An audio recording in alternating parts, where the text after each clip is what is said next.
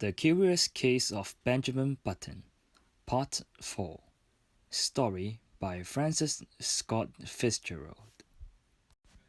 As time goes by, that Benjamin continues to grow from teenager into his adulthood. It is safe to say he ran through the years at a normal pace of normal ungrowth. As the seasons go round and round, the trees go blooming and withering. The old Benjamin Button grows back as erect as a man in his 50s. His hair grows thicker and darker. His voice sounds much like a man of spirit. It was the time that Mr. Button decided his son should pick up his life back to the norm. Benjamin? Yes, father.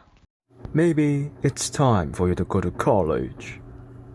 I know, but father... You do know that there's not much we can teach you with homeschooling, right? People will be laughing at me. They won't expect an old man sitting beside them for a lecture. They will think that I am weird. Get it together, Ben. Look at you now. You don't look so different after all. Some grey hair and wrinkles won't make a big difference. Just trust me and take the entry test, okay? Okay, father. Listening to his father's advice, Benjamin finally makes up his mind to go to the entrance examination in Connecticut. Fortunately, he was smart enough to get through the test to go to Yale. On the day Benjamin was due to the college registrars for scheduling his classes, he realized that the dye bottle for his gray hair was emptied beforehand, as he struggled with the aging look of his. Finally, he had no choice but to go to his appointment.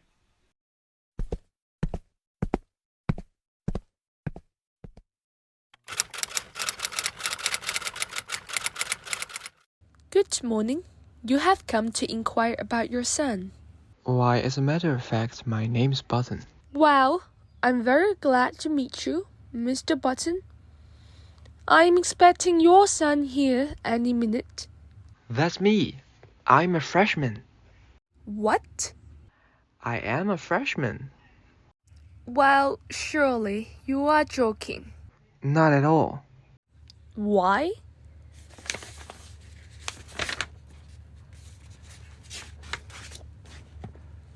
I have Mr. Benjamin Button's age down here as 18.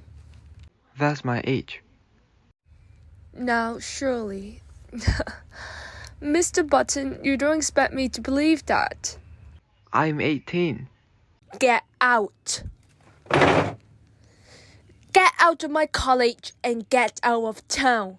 You are a dangerous lunatic. I'm telling you the truth. The idea. A man of your age trying to enter here as a freshman? 18 years old? Are you? Well, I will give you 18 minutes to get out of my sight.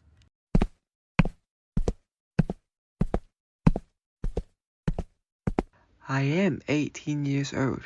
Feeling wronged by Miss Hart, Benjamin walks away with a sense of indignance in his almost silent mumbles, though the suffering is far from over as he finds his way back to the railway station, then back to his home where the people believed.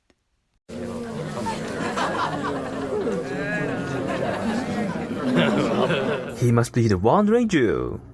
He ought to go to prep school at his age. Leave me alone. Look at the infant prodigy. While the mocking continues, a little yet strong voice comes from behind. Enough, you all. Get alive. Hold on, you believe that dude? He's probably old enough to be a father. He'd better be, 'cause he's probably as intelligent as one compared to your little brains. How about you bring your old man to a lake and do some fishing with him? What a perfect match, surely. Huh. That would be none of your business. Now shut up and get lost. What are you, the Freak League? As the young lads get further, Benjamin stands still, amazed by the words of bravery from this little man, barely reaching the height of 5 feet. Thank you. That means a lot to me. Don't mention it. These people never grow up even when they're in college, don't they? May I have your name? Edward Sanders, senior year. Just call me Ed and we'll be fine. And yours? Benjamin Button, freshman. Well, not yet registered. You get some more white hair as a freshman, to be honest. Something wrong with your registration? Oh, yeah. A lot of things indeed. Accompanied by Edward, Benjamin goes back to Miss Hart, this time with confidence in his face.